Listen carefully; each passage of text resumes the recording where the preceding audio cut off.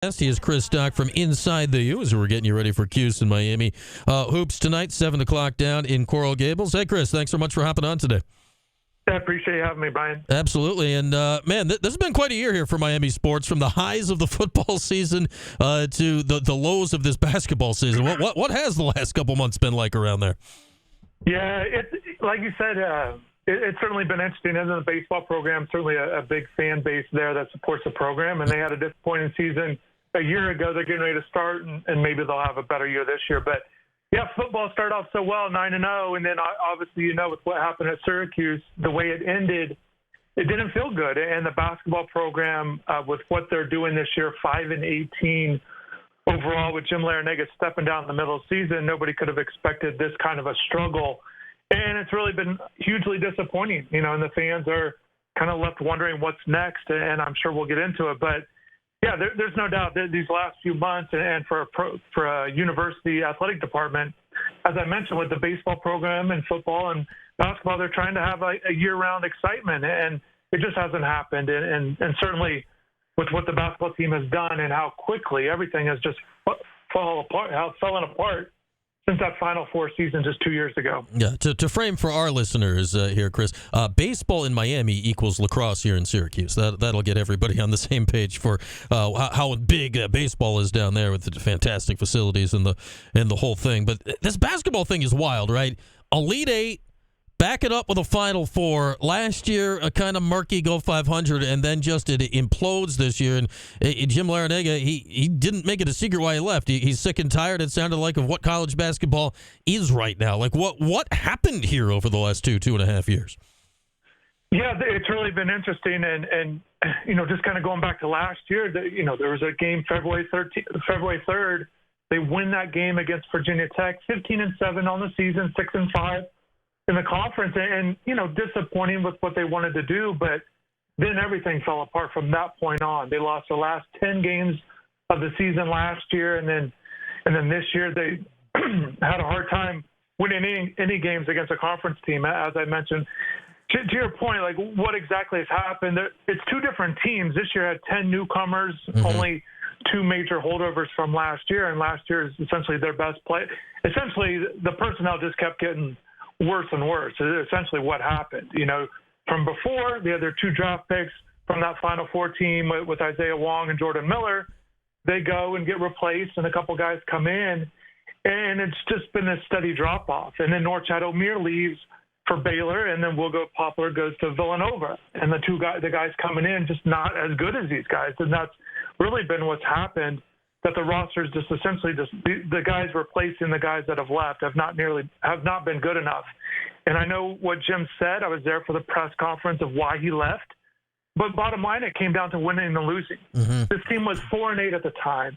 And if it was reversed, or if they, a little bit more wins, he'd still be coaching. He can complain about NIL, in the off season. That's how I view it. And complain about the landscape of college basketball and everything that is going on and the changes. And certainly as a veteran coach, a guy that's been around a lot, he has seen a lot of changes.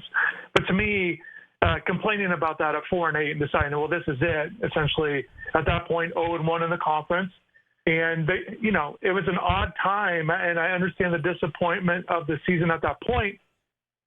But even with that, if you looked at the schedule, at 4-7, they lose that game to Mount St. Mary's, and that's what set it all off. But at 4-7, you could have seen that maybe they could have gotten things going a little bit better. But personnel issues, coaches not being able to figure out the best way to operate with this team have led to this complete disaster. And that's all you can say with how the amount of losses. You just don't see teams at the power conference level not be able to even stack up wins in the non-conference. And that's exactly what happened. What went wrong with this year's team. Yeah, and the irony, of course, about the NIL is, right, you go back to the Final Four team and, like, how did it come together? Like, Miami was kind of on the forefront of it, right, with bringing in Nigel Peck and keeping Isaiah Wong. Where is NIL for Miami basketball now? Because it was, ahead of the game there 2 years ago. Has it fallen off? Are the investments going the wrong direction? Where are we at right now with that? I think maybe in the sense of everyone else, maybe catching up. In a sense, they've had different donors or different people. involved with the NIL. Now it's a big thing about Kane's Collective, which is obviously the university NIL department, which has changed in the last couple of years as opposed to going more independent route, what we've seen. So I think that's been a big part of it.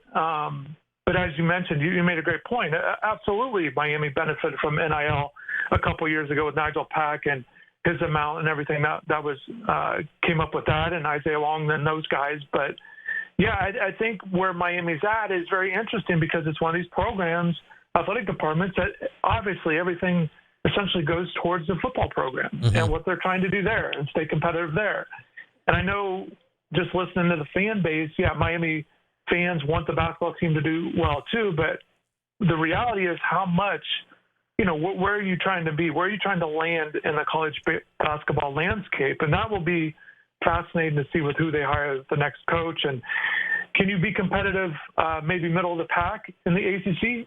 I think that could be a goal. I think going all out, like some of the top programs, historic programs in the ACC, I think that is unrealistic. I think Miami just has to be better about their fit. Same way with the coach, whoever they hire next. I think this is a program that has to get the right fit, the right guys.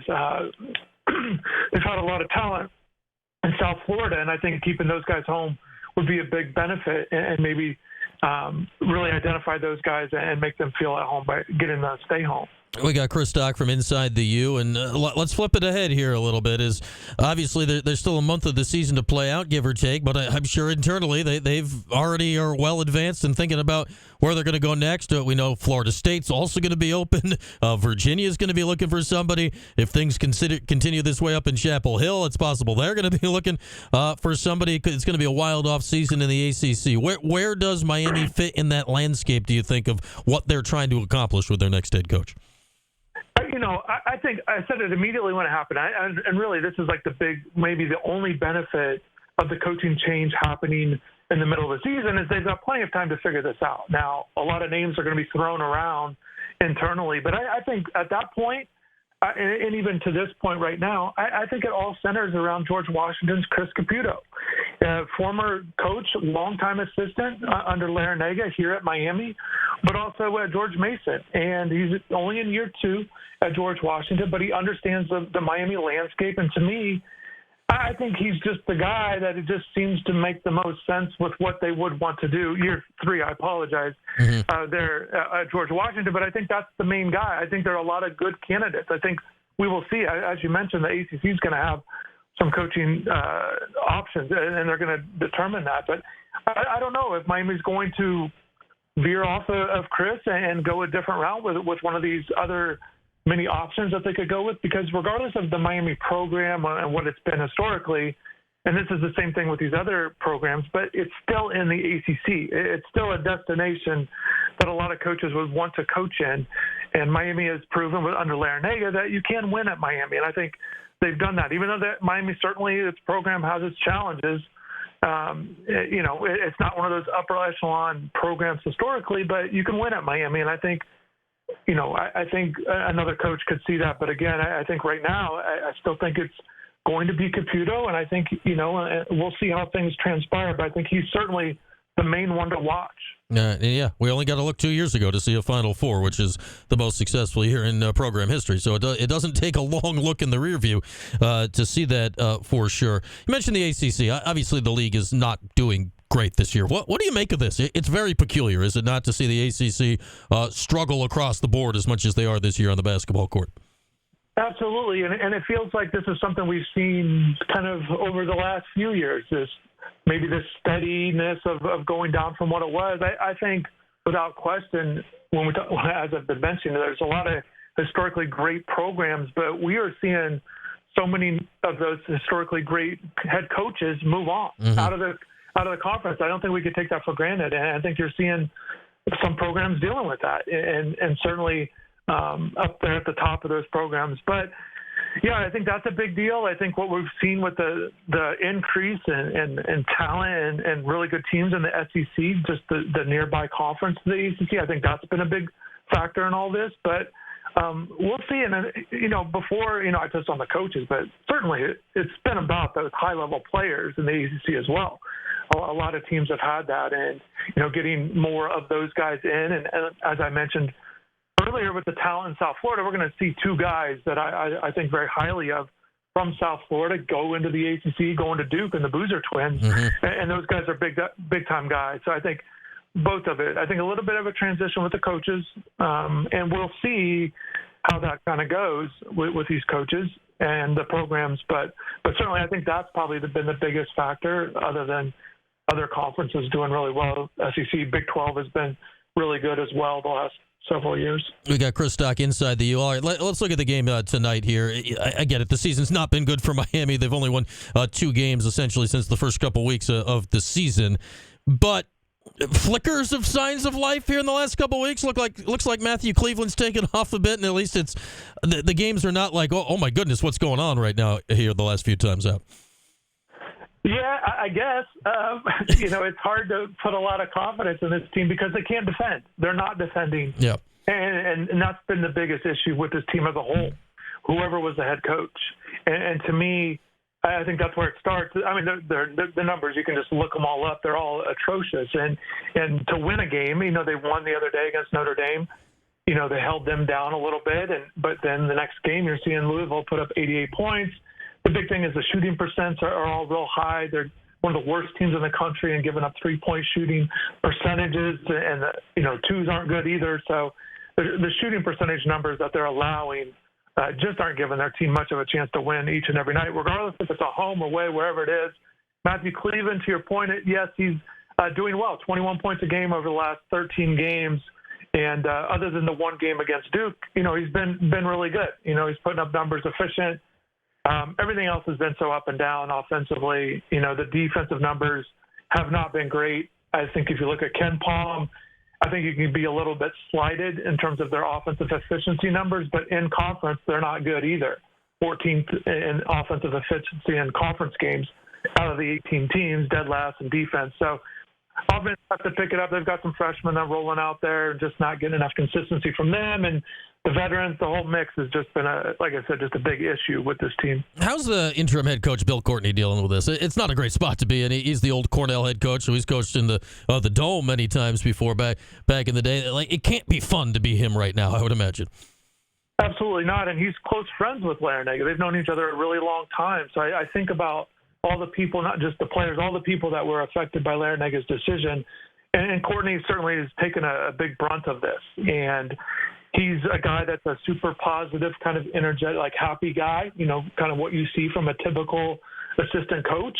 And, the messaging, it's just not, they're still just not getting results. I think it's been hard on him.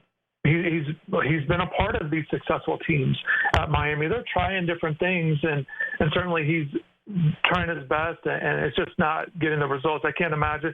He's showing positivity even when he talks to the media, even if it's a bad result. He feels like either strides are being made in practice or whatever it might be.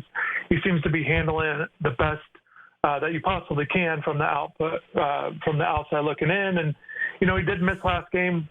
He was with an illness, so hopefully he'll be back on the sideline and is okay for tonight's game against Syracuse. Yeah, he said yesterday on his conference call he expected to be back tonight, but we'll see. It feels like everyone's got some kind of germs that have landed on him here in the last few weeks for sure. All right, Chris, last thing, how do you see this going down tonight? It's, from the Syracuse side, there's another team that's not doing great defensively and has had their troubles this season. What are you expecting in the ball game tonight? Yeah, it's just hard for me watching. You touched on having 5-18 and start out 3-0. So it's hard for me to pick Miami to win this game. And like I said, regardless of the opponent, they have faced struggling teams at times this year. And I understand they're playing at home, so maybe they play a little bit better. The crowd has been doing their best as well. If you're not going to defend, if teams are going to shoot over 50%, it's hard to win games like that. So I think it starts with that. And, if they can make some shots and kind of stay in it, they did have that stretch, 3 straight games of getting blown out by 35 or more. And that hasn't happened over the last 4 games, 1 and 3 since then. But they are staying a little bit closer. So maybe tonight against Syracuse, like you said, they've been struggling. Maybe playing at home, they could pull out a win. But it's hard for me to pick Miami to win a game when they've been so bad, 2-18 over the last 20 years. Yeah, and just one win in league play so far, beating Notre Dame a few weeks ago. All right, Chris, appreciate the time as always. I tell you to enjoy the game tonight. I don't know if that's the right word for Miami basketball right now, but have fun with it as best you can. All right. I love college basketball, so believe it or not, I do enjoy it, and we'll see what happens. I always enjoy, even if it goes like this, I enjoy watching the other teams and what's going on in the conference. So I'll be in tune to the game. There's no doubt about it. You know how this is, wins and losses. We're here, rain or shine, as reporters. We're just here for the ride and report as best we can. You got that right, Chris. All right, man. Thanks for the time as always. Take care. There he is, our guy Chris Stock from Inside the U, covering the Canes down in